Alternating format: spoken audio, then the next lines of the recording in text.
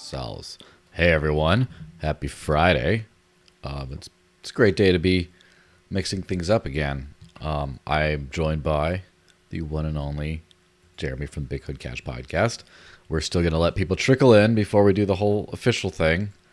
But yeah, so for the viewers at home who were a little bit like, hey, I thought you were going to have that like Jessica lady on.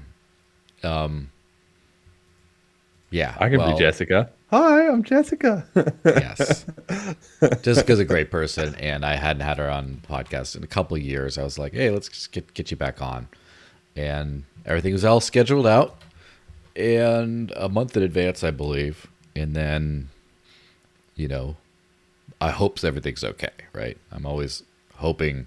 I'm hoping I'm just not cool enough to have awesome ladies like her on my show, and she just didn't have the heart to tell me. I hope it's that and not, oh, she got into a vehicle wreck or something horrible like that. Let's really hope that's not the case. But it is what it is. Part of it is I should only schedule non-American guests around American holidays. Because yesterday was Thanksgiving, Yes. which is one of the biggest holidays of the year in the U.S. Very family all together thing. And to be like, all right, day after, let's go do a show. And then I should have gotten the Canadian, you know who you are, Scott. Maybe I'll hit you for the next one. So it's all good. Yeah. So, let me just see. We're going 3 or so minutes in. Everyone, holler if you get good sound from this. If the sound's fine, and if we could see everything, we got some interesting show subjects here. But yeah, you have a hectic time. What the viewers at home might not be aware of is we did record a podcast literally 20 minutes before right now. There was a standalone thing. I was going to release that Monday. I might push that to the next Monday just because otherwise it's just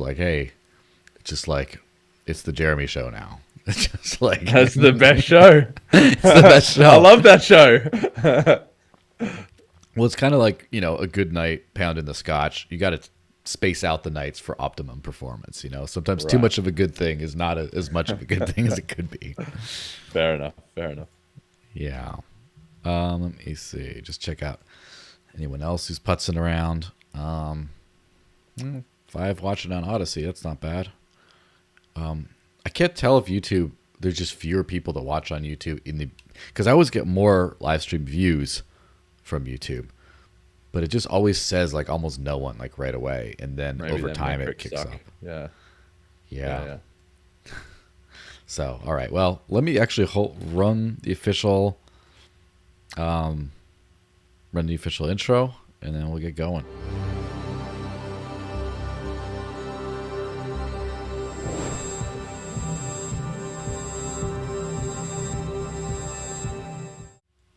So, hey everyone, happy Friday officially now. I'm joined by the one and only Jeremy, the Bitcoin Cash Podcast.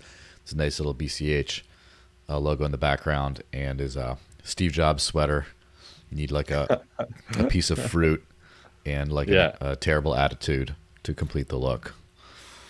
I got the attitude. Don't worry about that. The fruit required still. Yeah. Yeah, it's a little strange. Not everyone's a fan of the fruits. So I should mention, of course, if you want to leave a live super chat, if you're not one of my subscribers who has an NFT, which is a cool thing, you have to go to cointr.ee/the desert links, cointer.e, and then leave a little tip and whatever, and then I'll put it up on the screen. If not, if you have one of my NFTs, you're in my Discord channel, the super chat will pop up. You just go into the Digital Cash Rundown channel and just start typing. And I know that's a few of you. So yeah, feel free to leave anything, including premature super chats where you just, hey, remind me to tell him about his St. Kitts experience or whatever. Although hopefully we won't talk about that too much right now because we already covered No. the rest of that stuff. But let me see about the, oops, wrong stream. Let me switch something up here a little bit. All right. I had a this has been quite the hectic week, of course. Let me see, where is that show? Here we go. I'm just making sure everything's good. All right, now we get to the news tabs. All right, so MetaMask will start collecting user IP addresses. The popular browser wallet has over 21 million monthly active users. According to a revised privacy agreement published by Consensus on November 23rd, MetaMask will begin collecting users' IP addresses and Ethereum wallet addresses during on-chain transactions. So, I mean, there's a lot of that. You know, there's a lot of ways we could go, but that's basically it. That's basically the high low of the whole thing. Is MetaMask is collecting your IP addresses. Ethereum has few addresses, right? It's account based. You get like one account and like all your stuff is there. You can create more, but it's a little bit of a headache. It's so basically,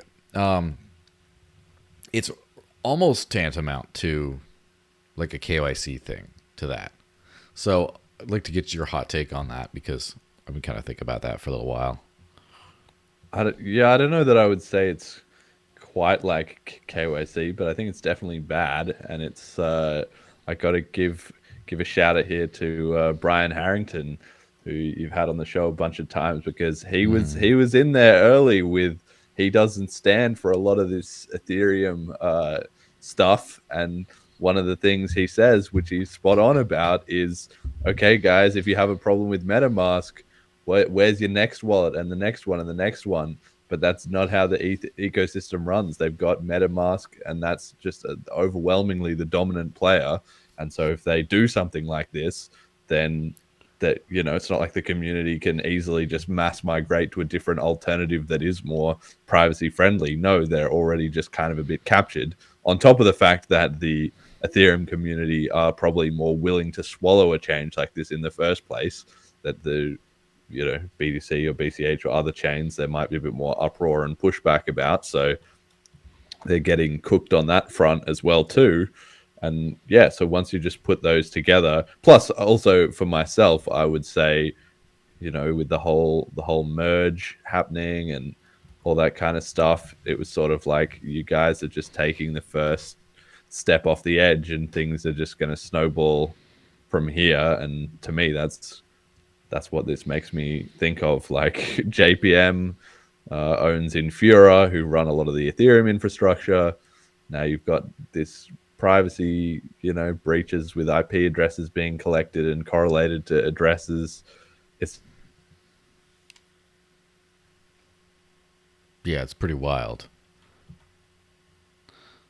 Appear to have cut off for a second there, but while we're waiting for it all to jump back in, it's pretty.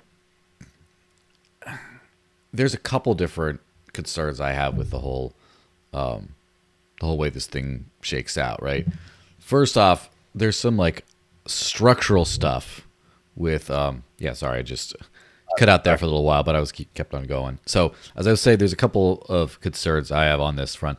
Some of it is Ethereum structural based, which is a lesser, but it's still worth pointing out. First off, when you have an account based system, and you don't have a UTXO model or anything with privacy, right? You have one address, one account, and everything is sort of associated with that. So it's a lot easier to correlate those things. And so that makes like, oh, you associated your IP address to one of your BCH accounts and then one of your addresses, for example, or Bitcoin or whatever. And then you receive to another one and another one, another one. And it just, the moment when you correlate, you move those together, you kind of correlate them. And, oh, I think that's all the same guy. But it's a little bit more forensic in doing that. Whereas with Ethereum, it's just like, I could do it. You know, I could just figure out who's who with that. The other structural problem with Ethereum here is the way Ethereum operates, which is a way a lot of crypto operates, is you still have to run your full node in order to really trustlessly engage with the whole ecosystem. And so I guess that's one reason why like Bitcoin maxis tend to be banging on the run your own node kind of thing. But thankfully, you do have some things like simple payment verification, things like that, that lets light clients interact without trusting a node too much. And it's pretty easy, even if you switch which nodes you want to broadcast to or whatever for transactional stuff. It's not that big of a deal. The problems with these Web3 things, you have to just run a giant freaking Ethereum node yourself in order to just interact and actually have the Web3 experience. Other than that, you have to first off use like someone who's like running a different node and stuff. And so people are doing through this MetaMask wallet, and then de-Infura being like the node runner, the systems, whoever like runs the actual backend of that stuff. And so now you end up recreating sort of the centralized Web 2 experience, the legacy finance, not because Ethereum's not decentralized or whatever, but because the way it's set up, there are those two things that make it structurally pushed in that direction.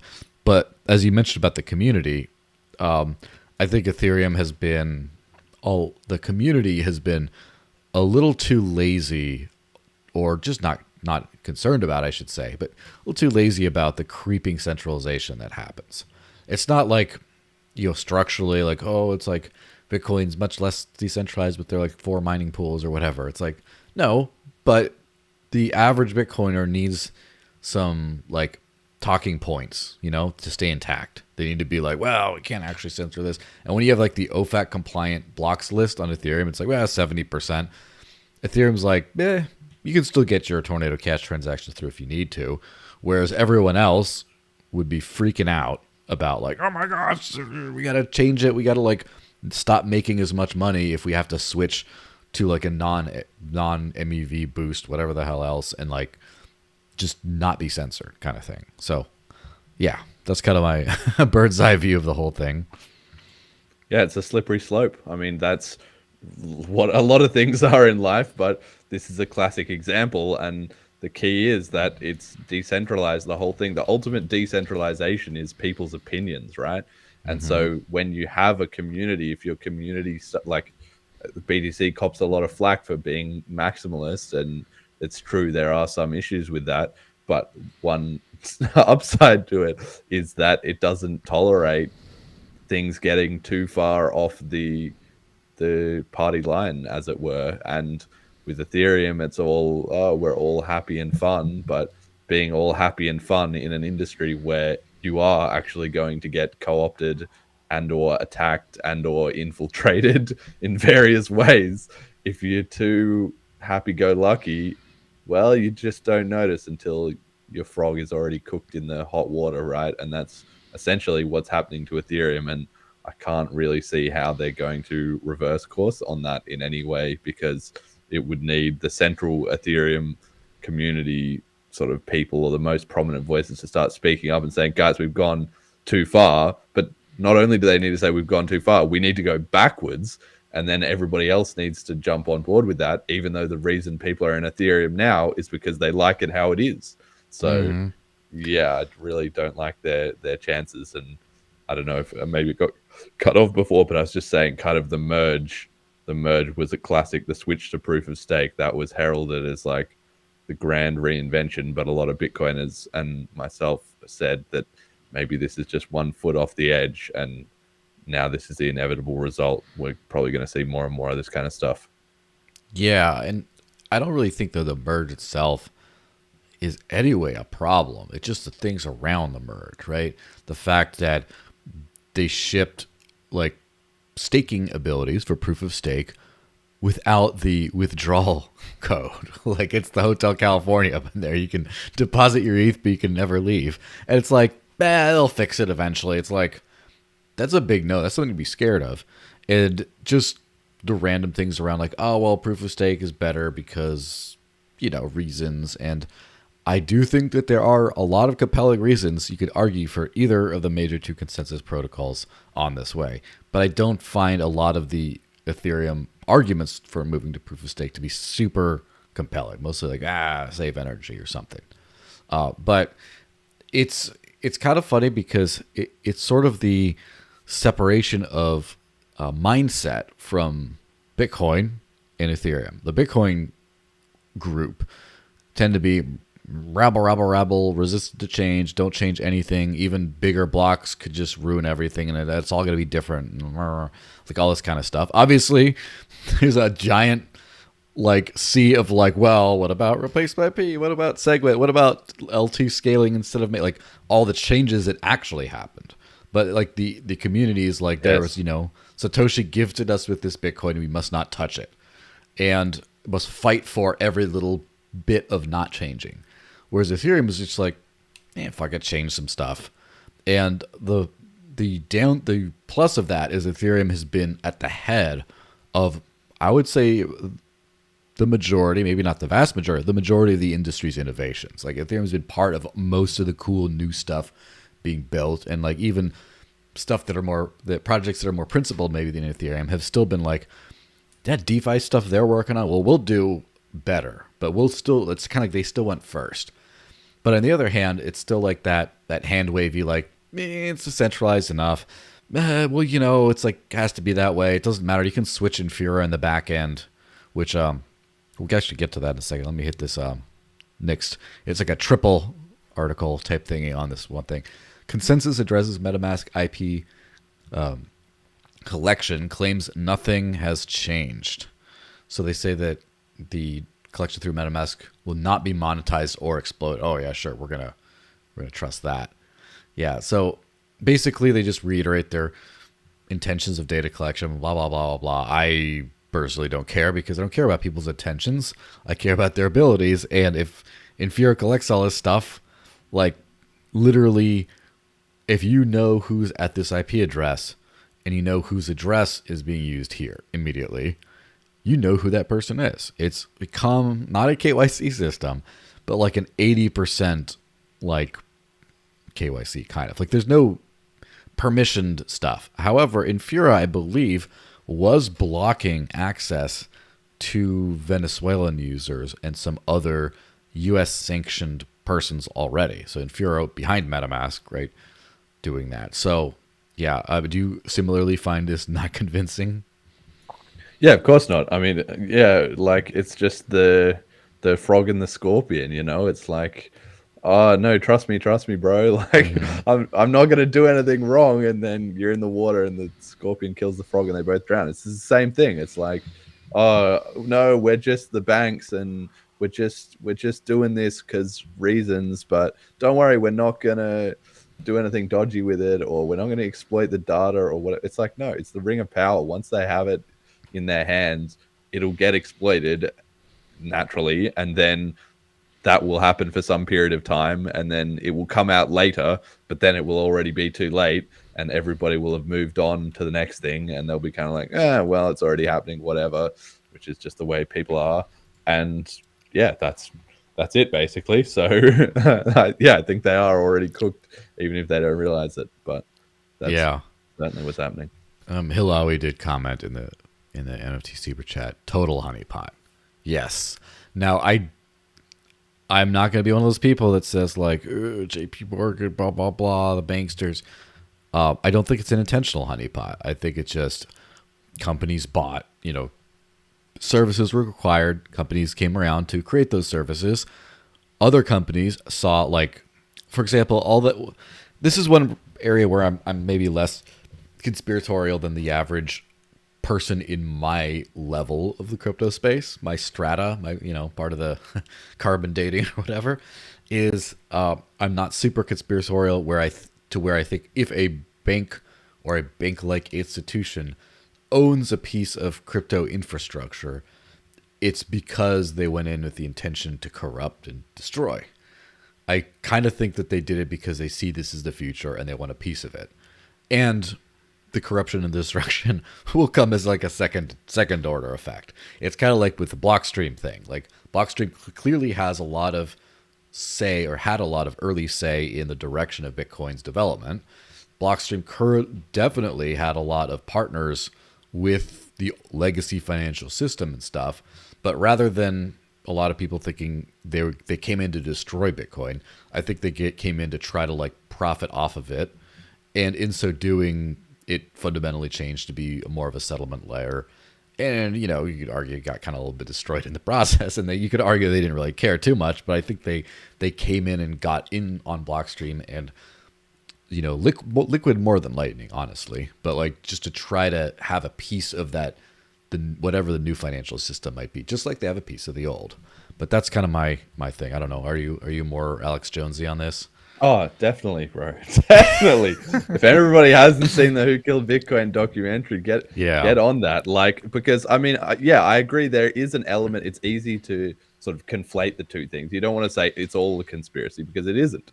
Like, there is some extent that just people are working at banks and they want to be involved in finance, and crypto is what's going on in finance, and they get involved. That definitely happens. But at the same time, in the Blockstream case specifically, there's no denying that we just want to be involved also involved social attacks with online censorship and hijinks at conferences and all kinds of other stuff that would, you know, shenanigans. That it was not just Blockstream is the banks wanting to be involved. There was a lot more to it than that.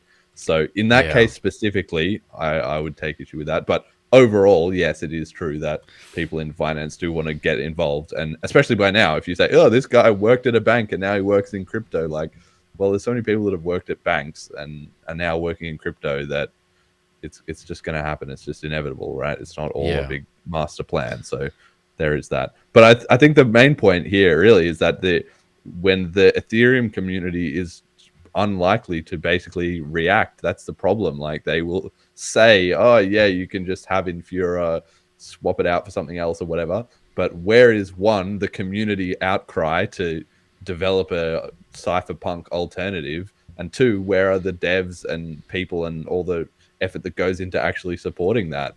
I mean, maybe it will just pop out of nowhere. I'm not deep on Ethereum, so I don't know, but I have a strong sense everybody will say, well, you can run another one and then not bother, and then when push comes to shove, they'll discover that it's not something you can just start up and then, you know, Tuesday morning you're rocking. Like, it's not how this kind of stuff works. So if they want to actually put their, you know, what are they called in Ethereum, their buterins or whatever, if they want to put their way where their mouth is, then they better get cracking on that. But I have a strong suspicion they won't.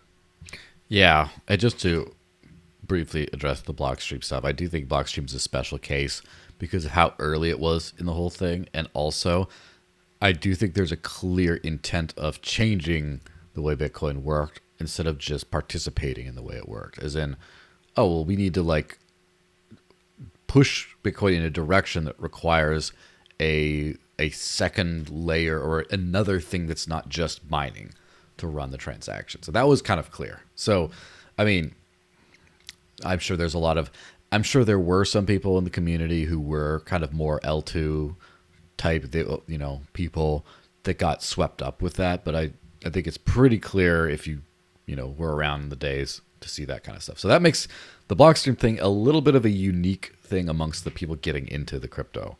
But yeah, as far as like the Ethereum stuff, so this thread, which I'm sure if you're on Twitter you should look at, it's mysticregion.eth, has this thread about just don't use Infura.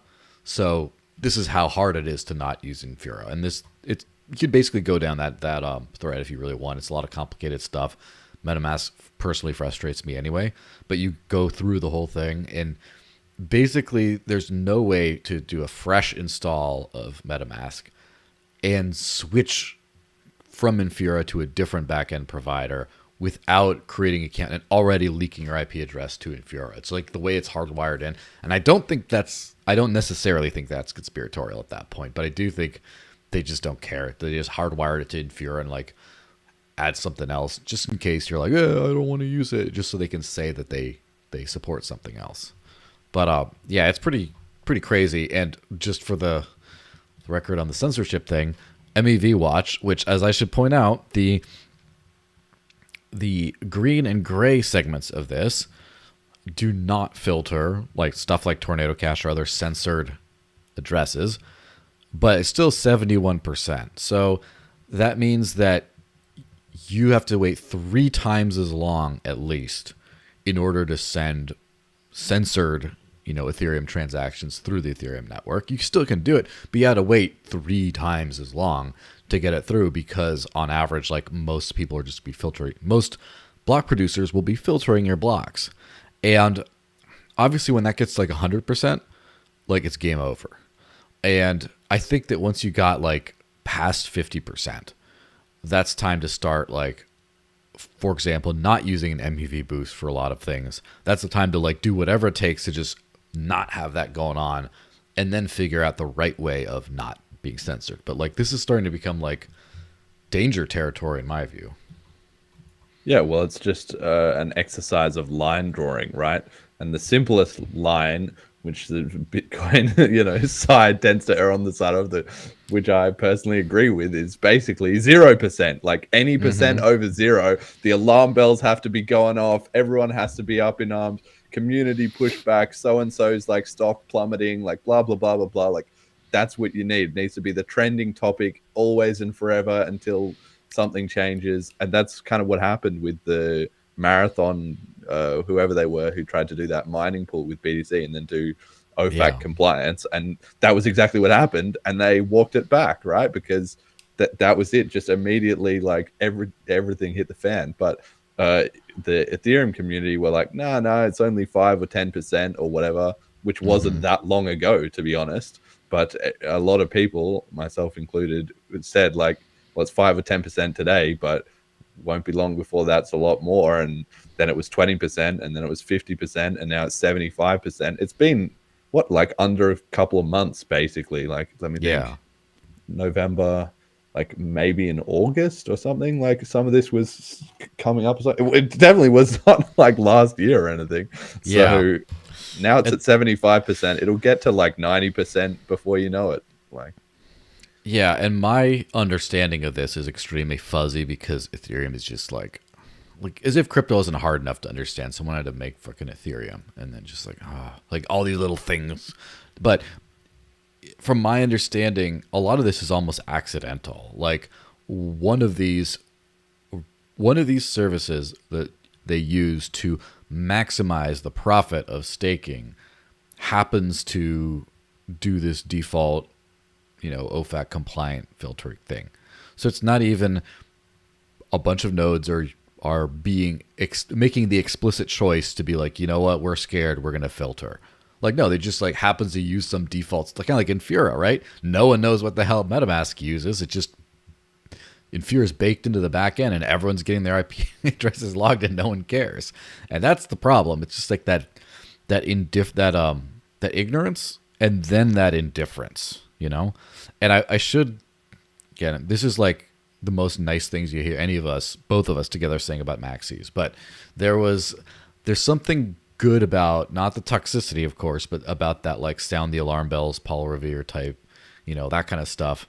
And it was a few weeks ago, Peter Todd, bless his soul, he busted one of like the Moon wallet, one of the big Lightning wallets, for mostly using on-chain transactions, just doing like submarine swaps where if I want to pay a Lightning invoice, I send an on-chain transaction that ends up as a Lightning on the other end. And people are like, why are these fees like 47 cents per Lightning got expensive? It's like, well, it's because it's not even Lightning right now.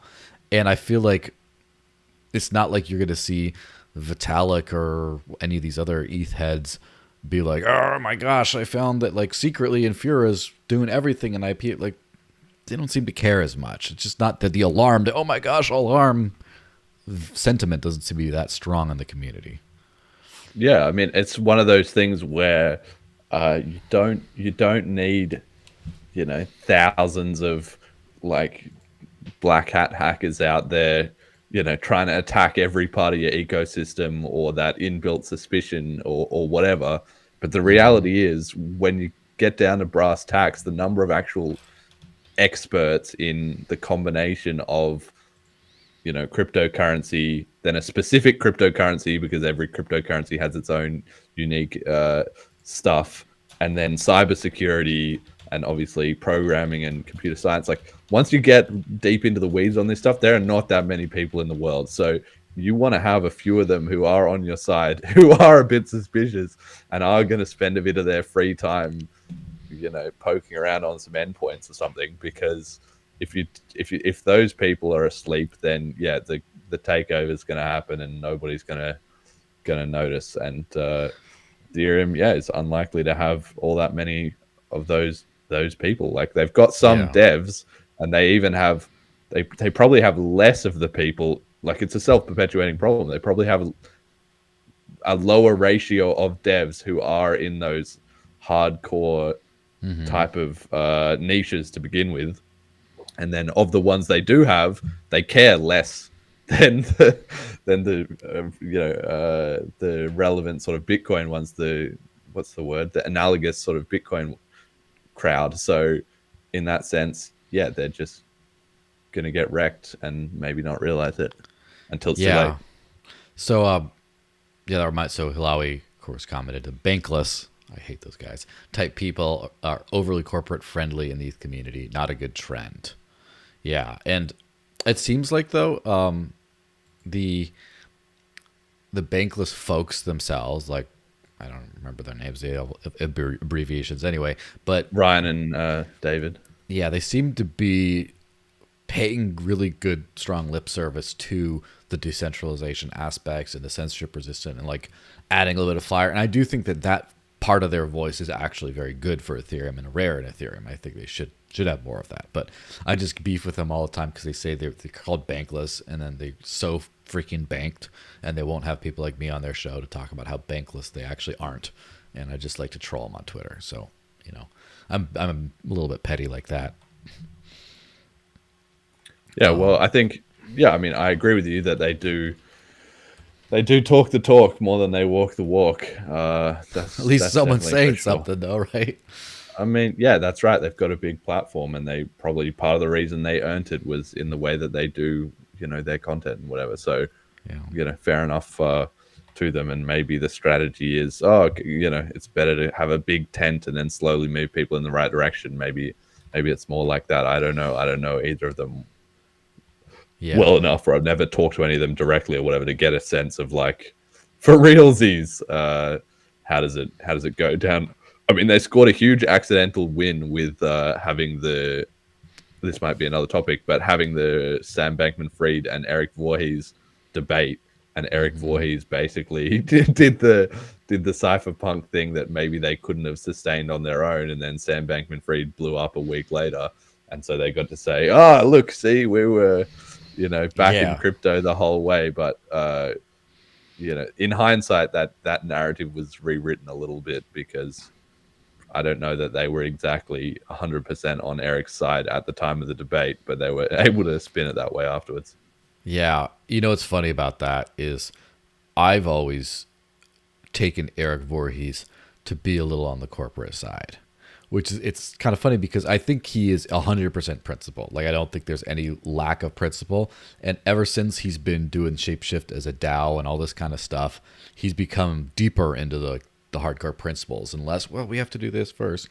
But the way he comes off even is very palpable to the average human, right? He does not come off as a crazy radical. He's not like, for me, he's like the rhetorical midway point between Roger Ver and Sam Bankman-Fried. Like, for me, he's halfway there as far as like the rhetorical fire. But like for him to be like the radical showing these like Bankless folks up was like, wow, like they're really like weak on that kind of stuff.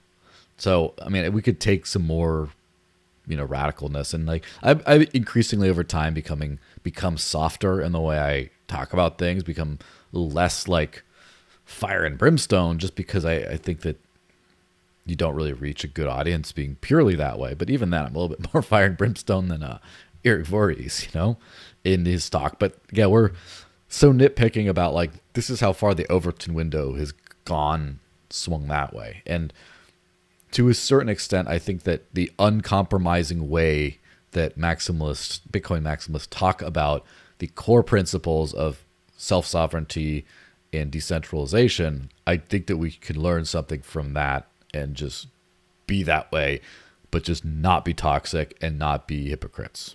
And then, We're Yeah, all on that exactly. side. That's it. Easy done. We'll Yeah. just all do that. So I wasn't going to mention this thing at all, but now that we're on, like, the subject kind of brought this thing up. So over the last month, there was a governance proposal in the Dash ecosystem that I thought was pretty interesting. Basically, it was a governance proposal to remove the privacy functionality of Dash from the core protocol itself and push it off onto like side wallets, kind of like the way Bitcoin Cash has the Cash Fusion and stuff, is like not part of the core protocol but a separate thing, basically to go that way. And the vote was, so what you see, 139 yes to 504 no of the participating votes. So 75% were like, no, we're standing with privacy, we don't care. And it was like, well, we won't get delisted from all these exchanges if we just like don't put it part of the core protocol, but we still have it available. If people want privacy, they can still get it. They're just not part of the core thing. And the community, like, pretty resoundingly. I mean, obviously there's some people who are like, I kind of want my bags, but mostly just rejected it and just said no. And I think that's a great sign for, exactly this kind of community thing of like, the community needs to test itself routinely. And I have a feeling that a lot of the more corporate types in any project, they kind of can get that, like what happened with Thorchain when the Tornado Cash stuff went down. You had this feeling that Thorchain was going in the weak pro-censorship camp until the votes from the nodes actually showed up and were like, no, they're actually principled. And so I think that a routine community self-check like this is kind of healthy about like what are the core principles you stand on. And as another part of that, that kind of made me think about the de-Infura thing. One of the reasons why the Dash community has been working, or the Dash developers, I should say, have been working for so long on this bloody platform thing, is because one of the core tenets of that, with core functionalities of that, is the decentralized API, which would allow any client to interact directly with the platform network and not need an de-Infura or a MetaMask as a go-between. And so that's kind of like the Ethereum, like, just let's innovate fast, let's go quick. Let's make all these things possible. We don't care if we have to do this like centralizing vector right now. We'll get around to decentralization eventually. And the market share has clearly shown that that's the more intelligent strategy as far as like succeeding, right? And then you have like the slow, like the Dash way, which the market has kind of seemingly rejected so far. But who knows if that's going to flip in a few years, if it's going to be, then Ethereum never decentralizes and just stays that easy course. And then you have the decentralized projects that just stayed true, that slowly built, end up being the ones that just take over in the end. Yeah, well, I think that obviously I'm sort of betting on that direction too. Like Bitcoin Cash, I think, and Dash are similar in that respect. Both UTXO chains, both a heavy focus on privacy, both go back a long way. Both have the cash stuff, but are also, like, unlike BTC or like Monero, for good examples, they're sort of just like, okay, just money. They're not as interested in sort of some of the EVM or the more scripting type of stuff. They don't have that flavor necessarily. So I agree with you, because I'm in the same camp here. And I think one thing about decentralization is that it's very, very resilient, but that makes it very slow and fractured until all the pieces line up, and then it's just like blazingly fast.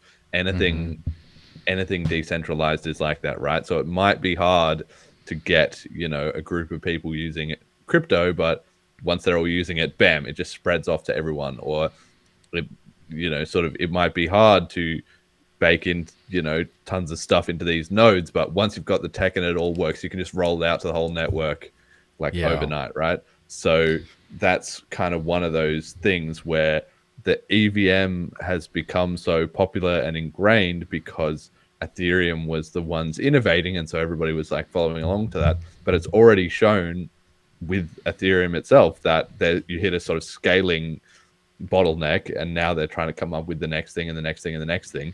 But that's going to take them so long and involve so many specific pieces that every other EVM is not necessarily going to be able to copy that one for one. They're going to have to try their own version or their own secret source or do something different, right? So then that ecosystem will start to fragment out a bit, just like how the UTXO chains did. And UTXOs have a lot of very powerful and compelling advantages, but were basically just handicapped by the fact that the BTC crowd never wanted to do any innovation, basically, and for the most part haven't. And so then the EVM became the go-to thing. But I can certainly see a world where the UTXO quietly starts to shine on chains like Dash, and everybody gives it a bit of a fresh look. Yeah, and obviously it goes to kind of a question that I asked you earlier on, I would say off air, but on different airs, which is about like how do we get those numbers up? How do we start pumping up those numbers of like not ooh shiny thing, let's gamble on Uniswap a bunch, and then you have a ton of like paying customers that way. And yeah, it's gonna be very fascinating. Just the world we could live in at any moment is just so crazy. And like as someone who's been in the space for like coming up on a decade, right? Very long time. I'm pretty sure I was tweeting and writing articles and stuff about Bitcoin in 2012, and I didn't start using it until like 6+ months later, like 9 months later maybe.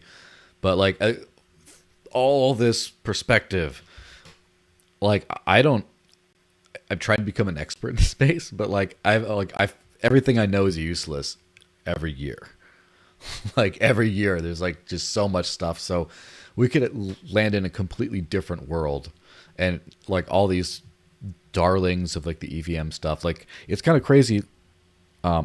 As far as like the NFT stuff, I am probably the heaviest user of all these. I'm probably the heaviest user of Polygon, and at the same time, you know, Polygon's like doing partnerships with Starbucks and all those kinds of other stuff, but at the same time, Polygon is run by is like a multi-sig of like 8 or 9 parties, and like 4 of the 5 necessary to like sign to steal your funds basically are all founders.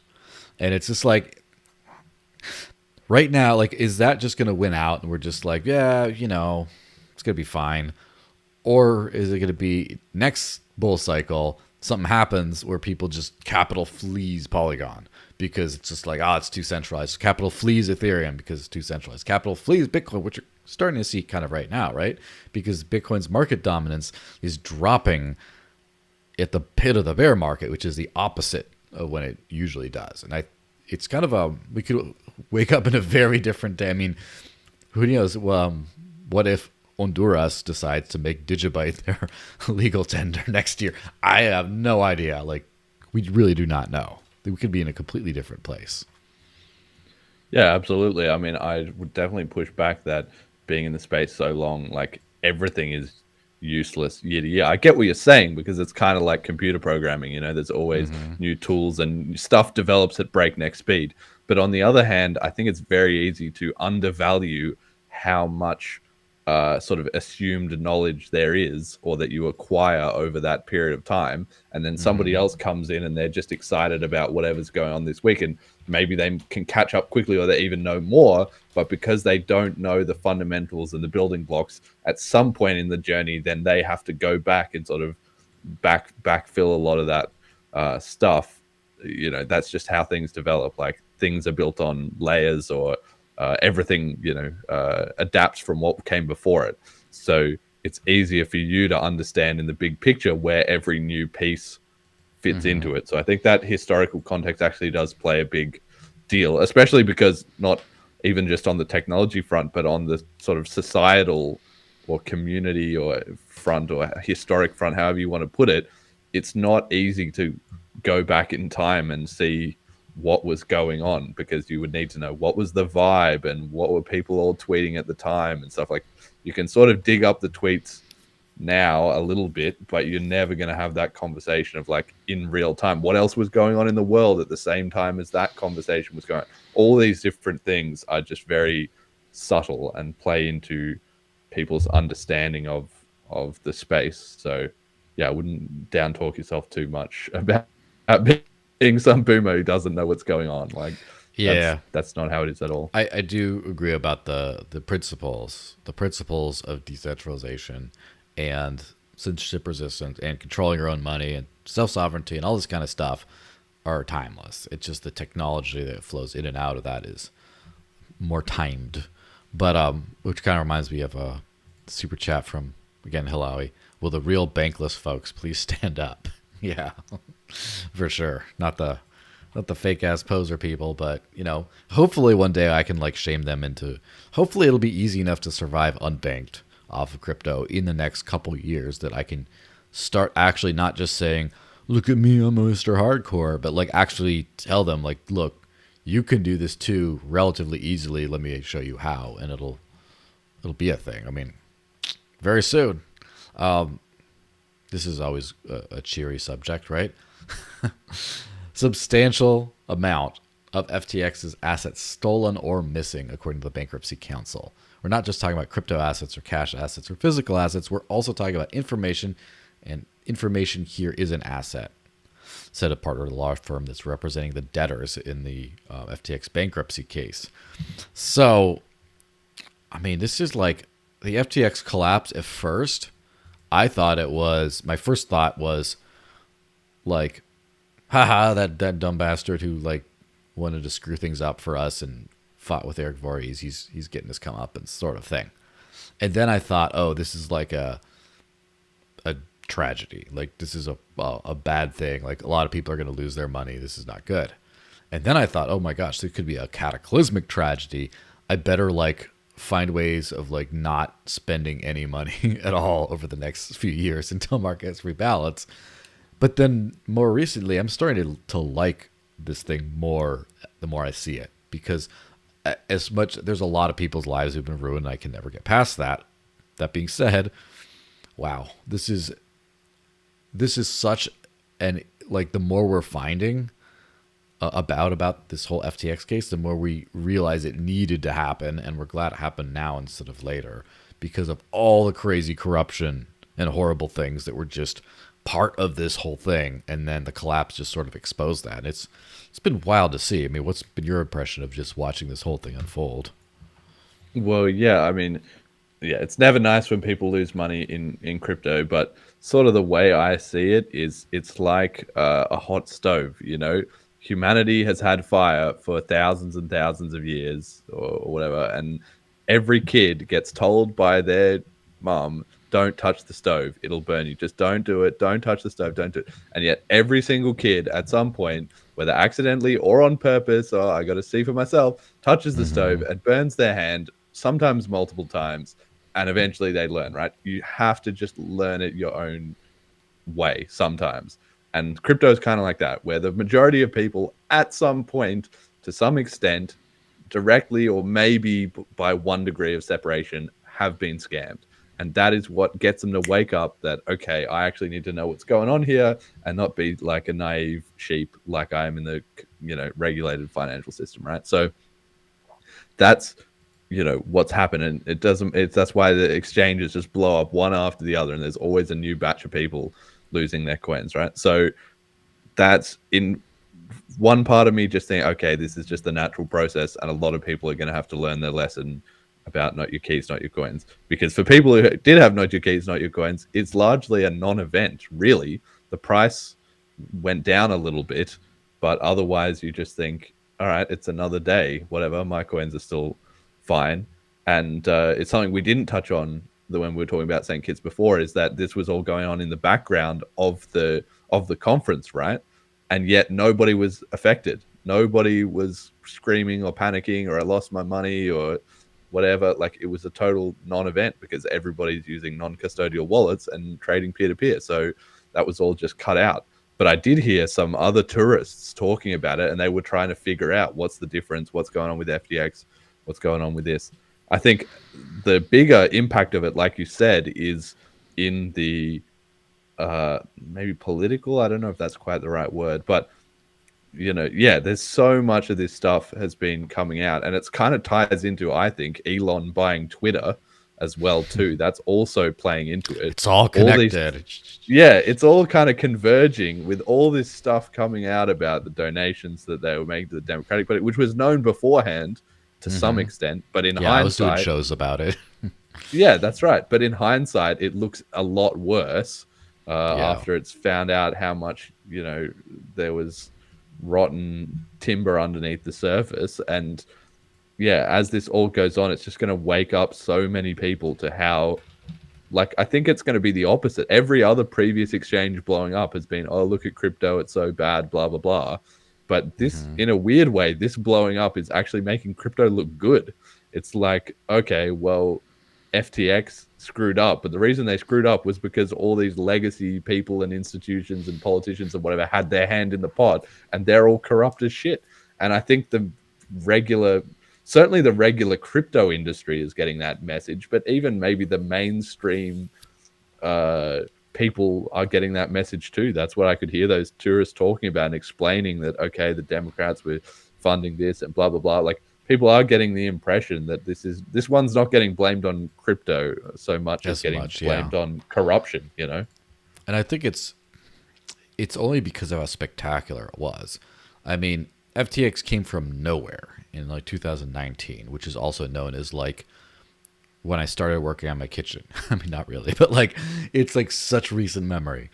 And it just came out of nowhere with tons of money and instantly jumped to the top with big advertising and acquisitions and naming stadiums and stuff. And right away, this guy no one cares about or no one knew who he existed starts in this big PR push and about like, we need to regulate crypto. It just, and it burns down. It's not just, oh, it's an over leveraged. Like, you think about stuff like Celsius and Voyager and stuff and Three Arrows Capital and all that, like Luna. I feel a lot of that feels like an accident. Like, it obviously highly irresponsible behavior and shady things going on that then when you had a flick, it all came down. But I feel like FTX feels more like it was a purely criminal enterprise from the very start. Like, everything was just rotten to the core. It wasn't just, well, we did some like bad financial decisions and played fast and loose and it caught up with them. Like, it feels like, it doesn't feel so much like, you know, it feels more like the Wolf of Wall Street, right? Where it's like an empire built purely on fraud. And then it's like, okay, well, these then you realize how this guy is like as well connected as Jeffrey Epstein. Like, this guy's everywhere. He's like, he's sold everyone their pet children, or whatever awful thing you want to say. Like, this guy's so connected that even though this situation turned out so awful for everyone, somehow he's still not, he's gallivanting around in his penthouse and stuff. Like, somebody's, and then everyone's like running interference and like writing articles and stuff about how wonderful he is. And it's at that, I think he is the perfect catalyst for the switching over of the systems, of the global systems, because it's kind of like when you have a, you know, not to get overly political, but like the president of the US right now is not of sound mind and hasn't been for a while. Let the poor guy retire and live out the rest of his days in peace. But it's like the emperor's got no clothes to such an extent, and they could have picked a better fall guy in crypto. They could have picked a guy who's not so much of a sociopath, you know, and a moron, but they didn't. They just, whatever. And now that he's their guy, they can't throw him under the bus, which is so weird. It's like, this guy screws up so bad, you should be able to say, kill him, he's not our man. You know, you should be able to just say, nah, he's not our guy. Like, you should be able to just throw him under the bus, but it's so deep that they can't. And right when every single major publication is putting out puff pieces on him, you have the guy who owns the platform that they're putting it on, Twitter, who's also the richest and probably most influential single human in the world. He's close. There's an argument, right? Just subtweeting under them being like, this is insane, and blowing the lid off of it, and just like, what a time to be alive. It's pretty wild. Yeah, it's going absolutely mega. And yeah, I agree with you. I think it's, in a way, it's going to be a good thing in hindsight, or even already now. Even, yeah, I think the crypto, it's a weird reversal. Crypto is always surprising, and maybe this is one people didn't see coming. But if you had the bingo card for massive crypto exchange blows up, and everyone says, yeah, fuck the legacy system, like that's what we got out of this. I think so. I'll take it. I'll take it all day. That's a win from my point of view. Yeah, and so unfortunately, then we have the other side of things where Tornado Cash developer Alexei Pertsev to stay detained until next year's hearing. It's in January, I believe. So basically, this guy's been in custody in the Netherlands for months and months and months because he's one of the developers of a sanctioned protocol, just a writer of open source code. And then now he's under, he just completely hasn't been charged with anything, right? Much less convicted. And he's, locked up. And then you have that bastard, that the curly-headed bastard running around doing whatever he wants. And it's like, okay, we're starting to see how this shakes out. It's very much more bald-faced than it's been in the past, where now you just have an individual. You have it very clear. There's no principles. This guy's protected. This guy is a threat to the system, and that's how it works. It's like the delusions of equality under the law are gone, and I think it's about time. But it's still sad to see up close.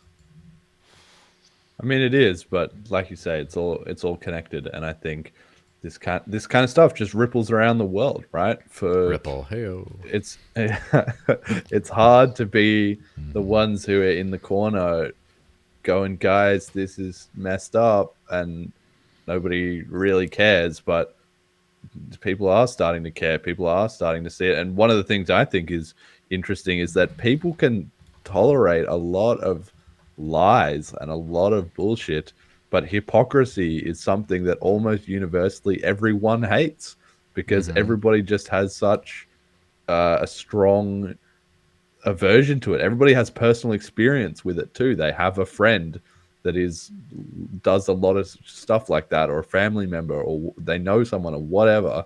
And we've all done it ourselves. It's like everybody has moments where they kind of realize, oh shit, I'm kind of blurring my own lines here, right? So when you see that in this kind of case, it just brings so much attention and so much momentum, I would say, to people who are sort of screaming like, look at this problem over here. Because, like, for instance, with the whole pandemic thing, one of the biggest shifters of the narrative was the politicians that were caught having parties, of which there was tons of them. And I particularly think of Boris Johnson, because I'm in the UK, and like that changed overnight, just about. Suddenly, a lot of people who are like, oh, okay, we got to do this for the good of everyone, lockdown, blah, blah, blah. We're kind of like, wait, this is fucked up. We can't see our, mum for 3 months, but the prime minister can just have a party with all his mates. Like, that's messed up. And that same thing happened in tons of instances all over the world. And that was ultimately what pushed things back the other way. And that's the same thing is happening here as it's become so obvious globally how preferential the legal system is. Then the more the whole kind of, hey, how about a transparent system? How about a provably fair system? How about shaking things up a little bit? It's going to resonate with people. So to me, yeah, it's just the same story playing out as we saw with the pandemic, but with a bit more of a financial and legal angle. Yeah, which is kind of crazy. I think the world is different from previous times. I think leaders have always been this hypocritical, but it's been easier to hide. The internet made it way different. And the same thing with the internet of money made things very different, where the entire FTX thing blew over, like it blew up because someone noticed Binance moving giant chunks of their stuff to get rid of this stuff. And they were like, hey, my buddy CZ, what you doing over there with all that FTT token? He's like, it's rubbish. I'm dumping it all. Kaboom! The whole thing blows up. And if it weren't for those blockchain analytics, if it weren't for the fact that this is an open, transparent financial system, you wouldn't have the lid blown off. And if it weren't for the fact that the open, transparent financial system of the present/future is already kind of around as a comparison. And if you're a bank collapsing, that's one thing. But if you're a crypto bank collapsing and people taking their crypto out of the crypto bank can just do the bank stuff without the bank stuff, it becomes a hugely stark kind of difference right there, right in front of people's eyes. People start to see, that. And then you have like thought leaders like Eric Voorhees and stuff like that talking about DeFi and getting the timing of this was pretty good to where people are, I don't think it's kind of like, not to get too, unfortunately, there's political parallels to everything, but there's a lot of things with the firearms ownerships debates in the U.S. where in the past, you basically had whoever controlled the media, and now every time there's some sort of an incident, there's a lot of data that is available for everyone else to see what's going on. Like, for example, the place where I live in New Hampshire is one of the most, if it would be the safest country on the planet if it were a sovereign nation, right? It's just extremely safe. Also, practically no gun laws at all. Like, anyone can do anything they want, and it's all fine. And if it weren't for that data getting around whenever people see a shooting or something, it'd be very different. But then you also get other data out about like, well, look at all these instances that are all recorded of people using firearms in self-defense, effectively. And here's how the police in this situation completely screwed up the situation, emphasizing our need to take our own defense in our own hands, et cetera, et cetera. And so we're in this situation with crypto where we can see enough people using fair and free financial systems to where now when you see the slave system kind of collapsing, it's not like, see, look, crypto's always doomed to fail, and no one's buying it this time, I don't think. Of course, maybe I'm in a bubble, and I definitely am, but the global commons of Twitter and its owner are very public about this. Every single one of these puff pieces on Sam Bankman-Fried are ratioed to oblivion. Like, I can't see how the average person does no visibility to this. Maybe you have a lot of like leftist partisans who are like just with their blinders on like the horse that just can't see anything. But other than them, I think everyone's got to at least have exposure to this by now, don't you think? What's it like in like the UK and Australia? Well, yeah, I don't know. You might have blinders too in your own little community of freedom, Maybe, yeah. I mean, maybe we'll see over Christmas. I'll get a chance to talk to more of my family and see like what their kind of takes are. But I think it's like the story isn't as much about crypto, and part of the reason is because everybody's getting okay with crypto, right? We've seen exchange blows up, exchange blows up, exchange blows up. Like, you can't just write another story, exchange blows up.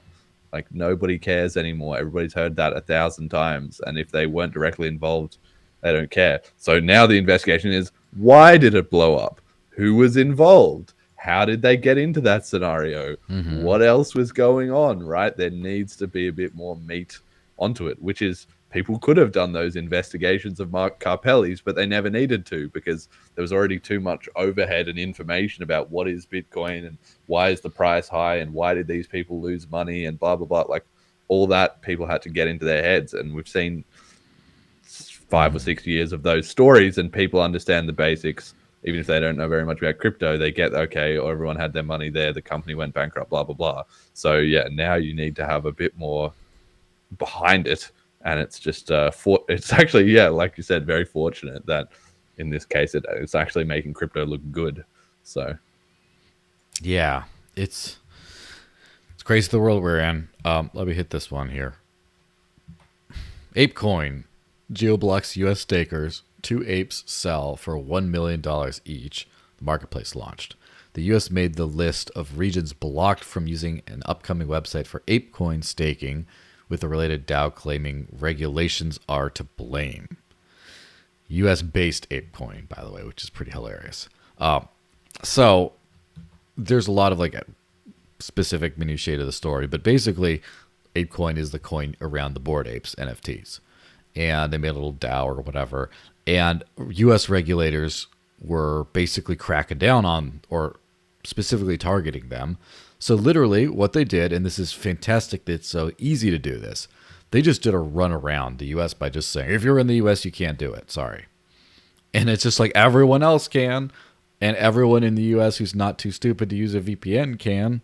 Like, it's funny, like, it's the classic, Lord of the Rings, you have no power here. It's like 100%, where before it's just like you could easily say like, oh, this is a US based company. You can't do this. You need to register as a securities offering, blah, blah, blah. You need to do all this crap. And then, you just have to do it or shut down. But now it's like, oh, well, we're just going to like not be in the US, even though we're all in the US. And it's like, well, what do you mean? Well, we're on the internet. We're in servers in Liechtenstein. I don't know. Like, we're just not there. And then, if you're in the US, you can't use it. And then a lot of Americans are still going to be staking ApeCoin. But, yeah, it's like, through their, Zimbabwe VPN. I don't know if there's any Zimbabwe VPNs. I'm sure there are. But, like, it's just so funny how, first off, pointless this whole regulation is. In terms of, like, it doesn't do anything in the end. And also, the one thing it does do is it just makes it more pain in the ass for Americans to participate in this, meaning the U.S. is going to be left behind in the great global arms race of the best technology the world's ever seen. So it's kind of frustrating and sad, I guess, right? Well, I think it's just an outgrowth of how crypto wins, right? All this stuff about decentralization and blah, blah, blah. Like, that's not just a slogan. I mean, sure, being decentralized makes you resilient, and that's the first property of it. But it's really important to know that it also makes it unpredictable and adaptable. Two other very key elements that go into that soup, right? So at the meta layer of the cryptocurrency industry as a whole, that means there's a lot of different ways that crypto just like, it's like an octopus, it's just got its little tentacles, or like a hydra, it just has little heads playing whack-a-mole all over the place. And so as basically just the government and the regulators and what, they can't stop it all. And even with any one that they're like, okay, we're going to fight the battle against this one, like with their SEC and library, for instance, or this case, or the Tornado Cash, like they've got their hands full fighting each battle that they choose to take on, because that thing usually fights back. But on top of that, anytime they're fighting one or two or three or five different things, there's 5,000 more that are just cracking on with it. And so that's where I love the way that crypto is coordinated. That's what people don't understand as well too. It's kind of like this idea that the central system is coordinated like a battering ram or something, and that crypto is like this hazy mess, which it is, but it's actually a coordinated mess, because for things like crypto regulation, every project learns from every other project, and it can adapt their strategies when it's working. And all of crypto has, by definition, all of crypto at stake. So whenever there's anything that's against the industry as a whole, suddenly all the pieces click into place for a defense. Whereas if it's something that isn't that important, then crypto doesn't waste any time on it. Not because there's anybody at the top saying we need to stop this and we need to stop that, which is how the government does it. But it's just how the natural ecosystem response works. It's just a fragile versus an anti-fragile system, and so the anti-fragile system just slowly envelops and then just crushes apart from the inside the centralized system, and that's what we're seeing. Yeah, it's kind of a the internet has made a lot of things different, and crypto is the internet of internet, not the internet of things, but internet of internet. And it's funny to see. There's been a few isolated instances where the internet way of doing things has just smashed the old system in just a very small bit. So the two things that come to my mind instantly, of course, are file sharing, which it was just, lets us, like the file sharing issue, not the technology, but the issue amounted to getting around copyright law, basically getting around the restriction of access of copyrighted materials, and basically sharing movies and music were the big things without buying a thing, without paying first. And obviously there's a giant industry to be upset by that, but it's not most of the industry, it's not most of the world. And it was still just like a giant, like they had no idea how to deal with this. Like, let's shut down Napster, let's shut down LimeWire, let's yell at people and lawsuits and arrest some people, and FBI noticed this, and like, let's just do what we can. But then nothing happened. They just like, it's like putting like a finger in a dam that's just like, go. They couldn't do anything.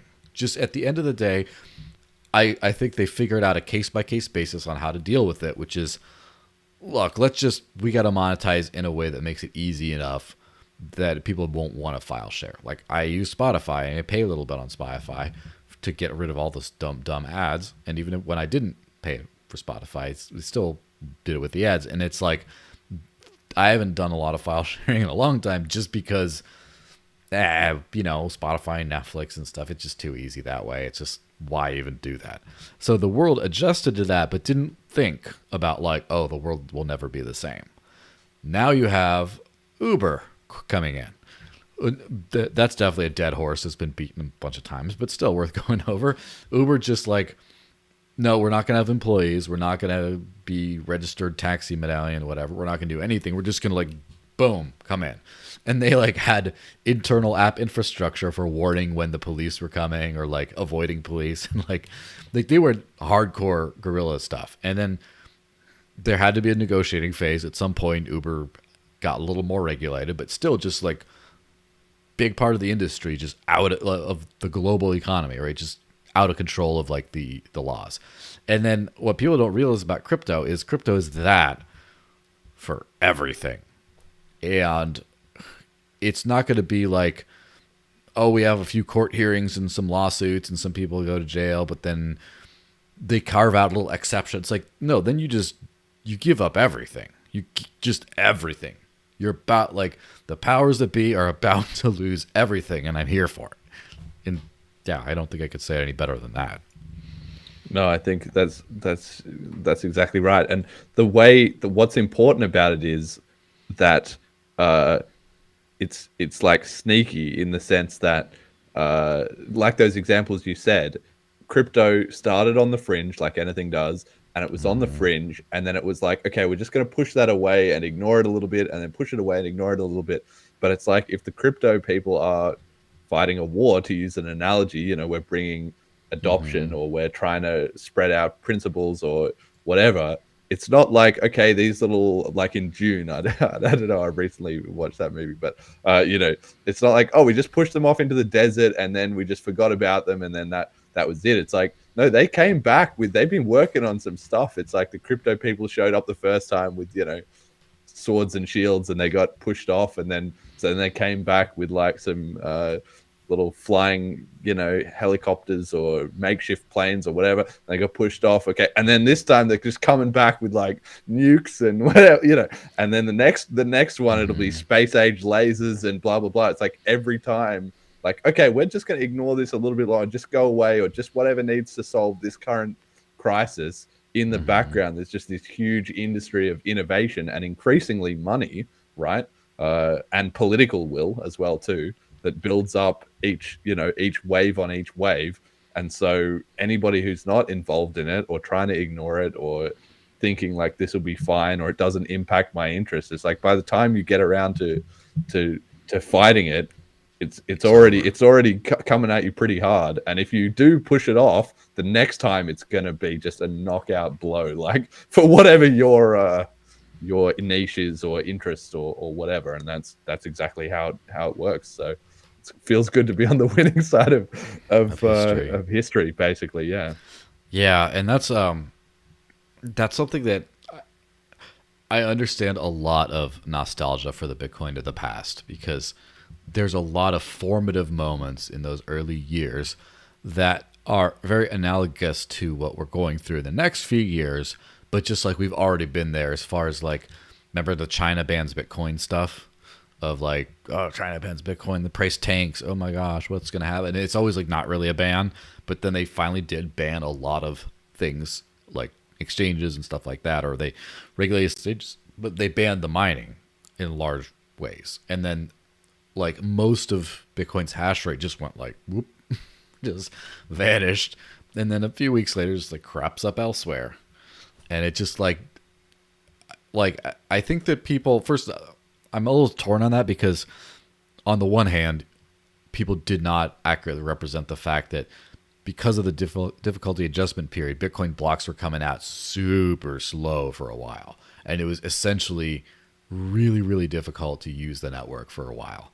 And I think we need to like, compared to something like, doesn't Bitcoin Cash have like a every block adjustment thing or something like that? Yeah, it like has a faster, yeah, compared to most modern blockchains that do adjust really quickly, where you, like, for example, if you lost, and I'm not even saying Dash or even Darkcoin, like Xcoin, like January 2014 Dash, if half the hash rate disappeared, there would be no disruption in the blocks, just right out. Like we're talking like, so despite that, there was relatively little disruption to the Bitcoin security model and infrastructure and stuff, just from that, like all that goes away in China. It's like if you banned crypto in the US completely, just hardcore ban,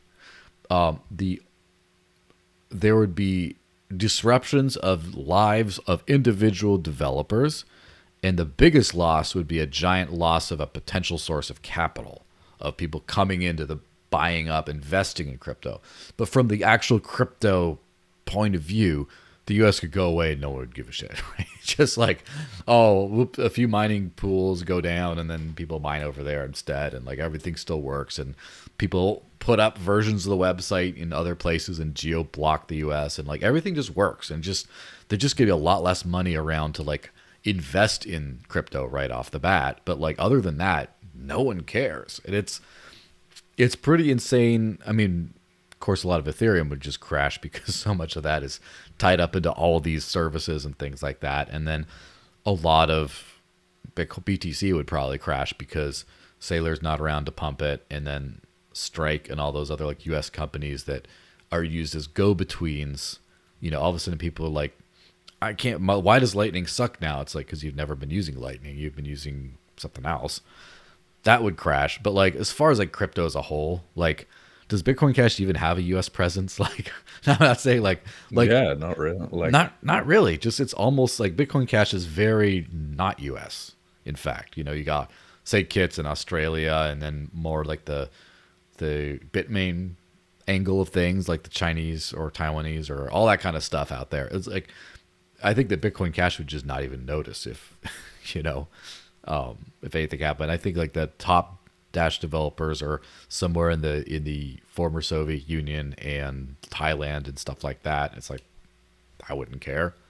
Just the world doesn't care, you know? It was like honey badger of money. Bitcoin doesn't care. We're back to that again, aren't we? Yeah, we're just going to crack on with it. And that's what everybody listening to this show needs to take away from it as well, too, is you just need to just fucking get on with it. Like, don't worry about, you know, being regulated or this or that, or if you so-and-so disapproves, or your, you know, government loving friend is like a bit sketched out or something.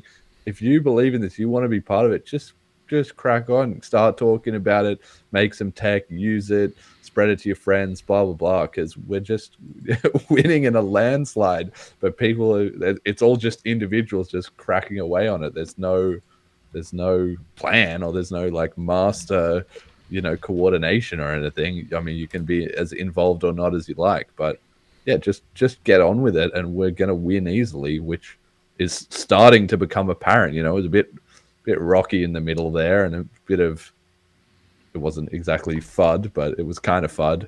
What if the government comes in? What if blah blah blah? But it's like, well, we just saw it. They were involved in FTX to a large extent, and now it's all blown up in their face. It's just they can't keep a lid on it all. So the incentives are too strong.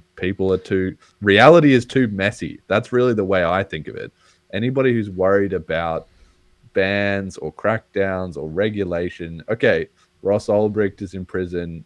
Julian Assange had a rough time, and Alex Petreev or Perstovic, whatever his name was. Okay, a few people have got lost along the way, but overwhelmingly, just like we're powering ahead, and that's it. Yeah, couldn't say about it any better myself. And let me sort of close by part of this with a thought on even one of the more, U.S. based things, library. So because I just happened to notice, so I'm looking for comments, supposedly based from YouTube and library, or an Odyssey, right? The library based one. There's almost twice as many people right now watching on Odyssey, which I didn't ask for. I primarily share the YouTube link anyway, but I leave the Odyssey link in the YouTube links description in case people want to jump over. And apparently they have. So it's kicking along great. Library is the decentralized protocols built by a U.S.-based company, like entirely U.S.-based company, that was sued by the SEC, and in, I believe it was late 2021, late last year or so, or middle of last year, I don't remember exactly when, but that got revealed. And as of just like a few weeks ago, they lost their case, at least the primary, they got ruled against. And it's still working, right? Like, it's still chugging along. It's, despite being one of the more centralized in the U.S. as far as like the structure of who's running it and all that, one of the more, centralized in the U.S. But then, I mean, the price was about 2 cents per LBC, and then the ruling hit, and it's now about 1.2 cents, but it's still there. It just got a chunk taken out of it, but it's still there. That just represents the lack of American capital easily able to flow in if it's a registered security, and it's more difficult. But it's still like, how like imagine if you did that, if you had a ruling like that against like Apple or something, like cataclysm. But then crypto is just chugging along. It's going to be a lot of stress for like the founders of library and stuff like that, but it's chugging along. Everything's working, and I'm grateful for things like that for sure. What do you want to shill real quick before we start wrapping things up? Okay, this is the sign out. Well, yeah, on the SEC thing, I mean, we could talk about it another time, but I actually think the ruling against library, I read the judgment, like, and I have a law degree. I'm not a lawyer, nice. But I know a little bit about it, and it could have been. And I was not, particularly, like, the judge basically wrecked library a little bit, and it seems like they were right to. The judgment actually seemed very fair. So even though I wish for myself that it had gone differently, it seems like the library actually made a few mistakes and whatever. It wasn't like some egregious case against them. So I will say that much. I don't know. We can always talk about it another time. That's a whole different topic, really. But I'm friends with Jeremy, and I've been a long-time user of library and stuff, and I don't want to get too much into it because of that, but I do think they're like, according to I don't think these laws should exist. It's an absolute nonsense ruling. According to these laws do exist, it seemed, as you mentioned, pretty fair. And it's just that what's the actual judgment going to be? Like, what are they just going to have to pay a fine for? Like, back then the token was a security and you sold it illegally. Here's a big fine. And then now it's fine? Or is the whole thing forever after considered a security? That's not fine. So I guess we'll see what really happens. But it's also kind of like going back to the decentralization thing, right? I think that this was before the ICO days. Not saying ICOs are good at all, but it's also largely before the DAO days. I mean, it was in 2015. That's early 2015 is when Dash added the governance system and became, I guess, the longest running DAO. I think that maybe BitShares might have been first, but they're not really around anymore.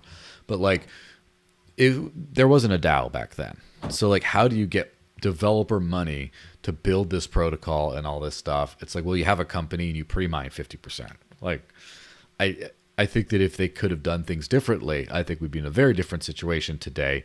But I also don't know what would have been reasonably expected to do differently back in the day with the options available.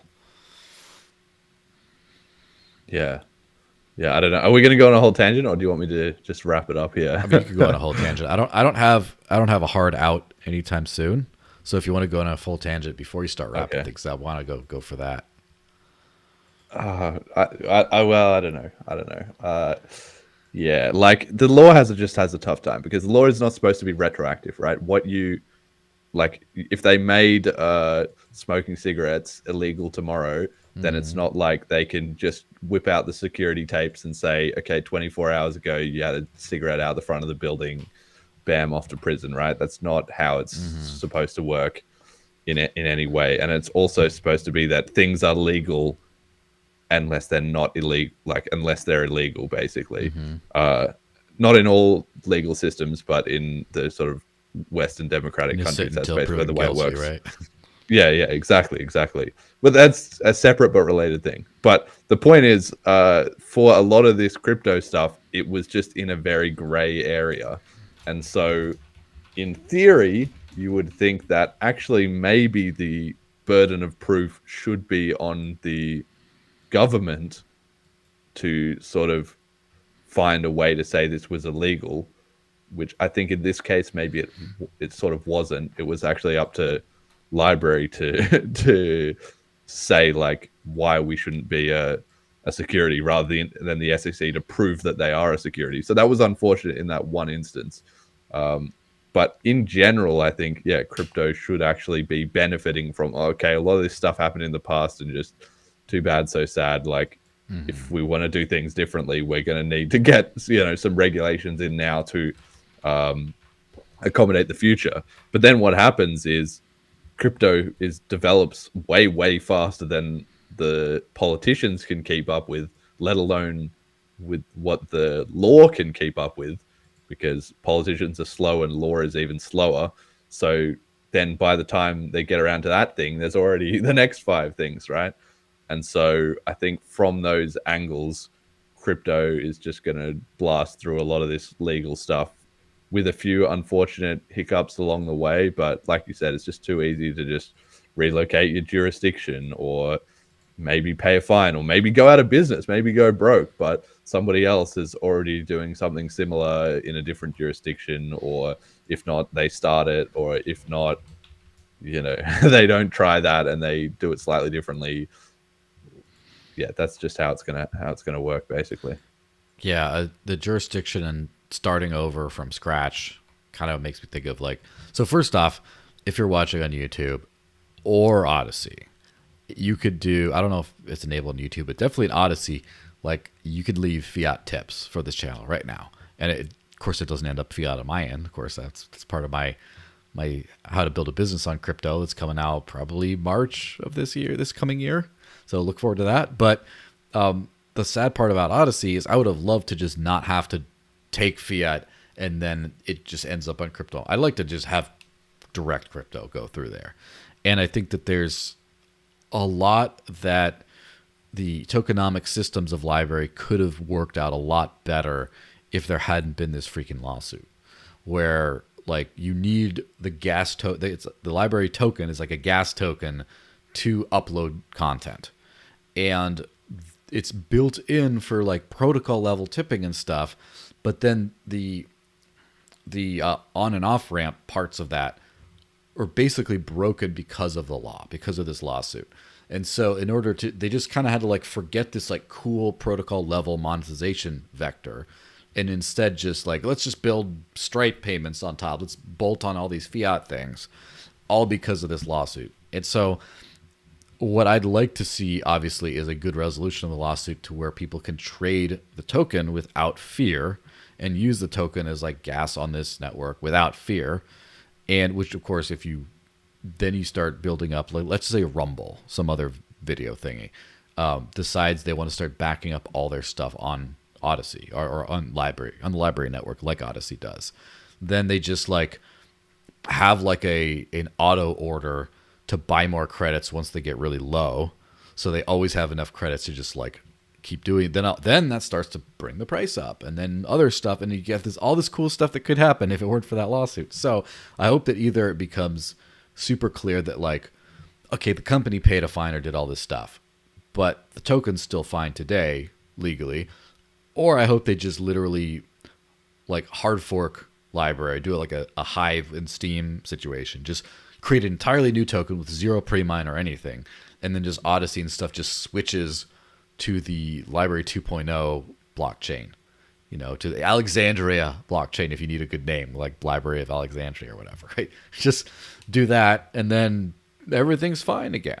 And I think that people are kind of forgetting, like, literally, if you burn the BTC protocol to the ground somehow, like, there's still Bitcoin Cash, there's still Bitcoin SV, there's still eCash, and this is just the direct forks. And like the people who like sold their coins on those other things, well, whatever. I'm sorry, I can't do anything about that. But like, even if you didn't want to do that, and you wanted to start another Bitcoin 2.0, like from BTC, you could just do it, And I think people fail to appreciate that level of decentralization and how powerful it is, just because it hasn't been necessary, Well, yeah, it's just defense in depth. It's a classic computer security principle, which is, and that's why, like in all these topics that we've talked about, the regulators and the central actors are just having such a hard time because, like, they've just lost on every front. It's so ridiculous once you actually understand it, actually how crushing crypto's edge is. But just most people are just taking a long time to catch on.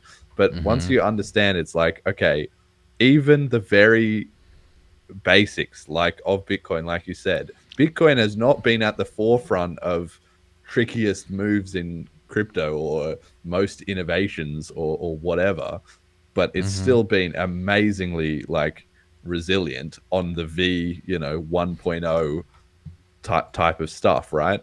And for the, like you're saying, for the government to shut it down or switch it out or attack it or whatever, there's so many fronts that they have to battle on. Like you have to deal with the mining pools, and then maybe if you find some way around with them, well, then you got to deal with the developers, and then once you find some way around with them, well, then the exchanges, and then them, and then the merchants, and then blah blah blah blah blah, and it's just like layer after layer after layer of like new problems and new things that you're worried about and whatever, that's all going on at once. So trying to fight it all is impossible. And that's just one crypto, let alone the fact that there's thousands, and then they're all interoperable in the sense that once somebody gets the idea of crypto and they understand how crypto, like somebody who's an Ethereum developer, they could switch over onto any of the other EVM chains and just tweak the parameters a bit, and okay, now we're rolling on Avalanche, right? And like it's just so unstoppable. But the world is slowly starting to appreciate this, but it's taken what feels like to us, I'd say, a long time.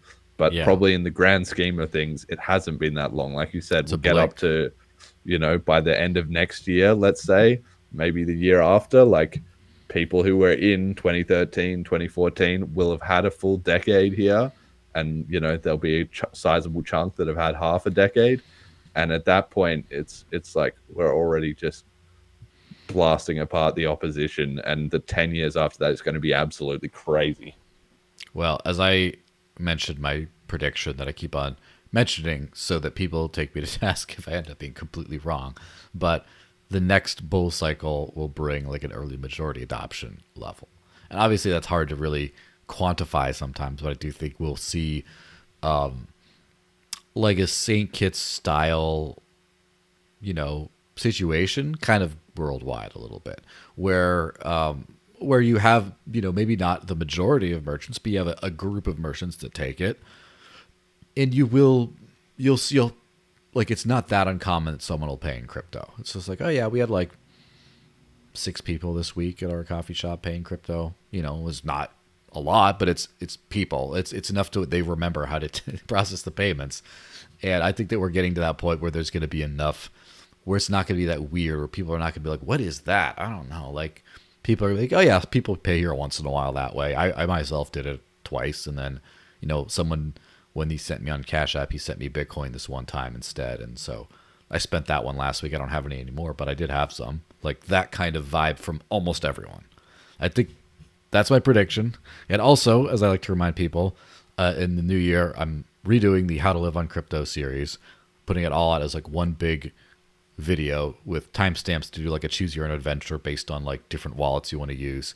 And at some point, I'm going to make a little short video for like each, like a TikTok style, like 60-second video of how to live on Bitcoin Cash, how to live on Monero, how to live on Litecoin, and hopefully have an article on my website with more details that thing's embedded in. So because I don't want people to be like, you can't stop the signal, man, and then their bank accounts get shut down, and then their personal signal is being kind of screwed. Like I want everyone to be like, ah, crap. Oh, hold on. Where's that video that dude put out? Oh, okay, so I just needed this and that. Oh, okay, I'm gonna be okay. I can pay my bills. Like, to where if someone gets like shut down economically, they can like scramble real quick and like still keep going instead of just being like wiped out. So, anyway, that's my goal. What are your parting thoughts as we bring this whole thing to a close? Yeah, well, I would highly recommend everyone, obviously, to listen to the episode on St. Kitts that we recorded just before, whenever that comes out, because I think that, I mean, there's some of my own content that I've done about it, but that was a pretty good sort of 1 hour summary of what's going on here. And that is the industry leading stuff in terms of on the ground peer-to-peer crypto adoption in the world, as far as I'm aware. So if you want to know what's actually going on at the leading edge of the industry in that regard, which I'm sure your listeners probably are interested in, that would be a great place to find out what's kind of happening with that. So yeah, definitely check that out. And obviously you can check out my other stuff as well too on bitcoincashpodcast.com or wherever you listen to your podcasts, the Bitcoin Cash Podcast. Yep, all of the above. Well, follow this dude on Twitter.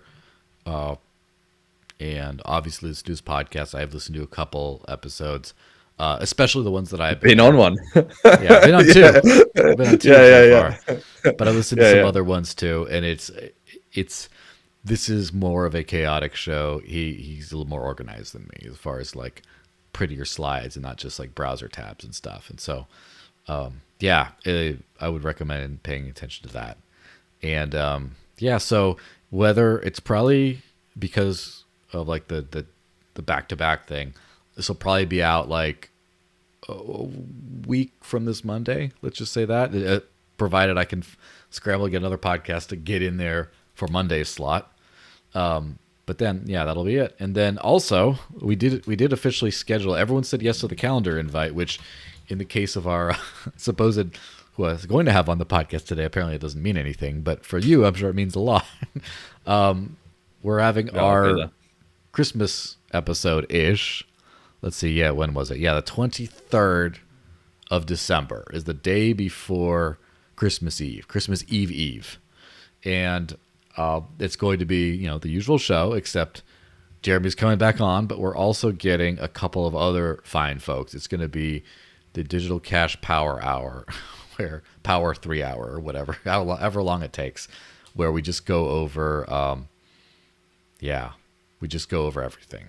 And it's just, I'm loving it. I'm looking forward to it a lot, actually. It's going to be great.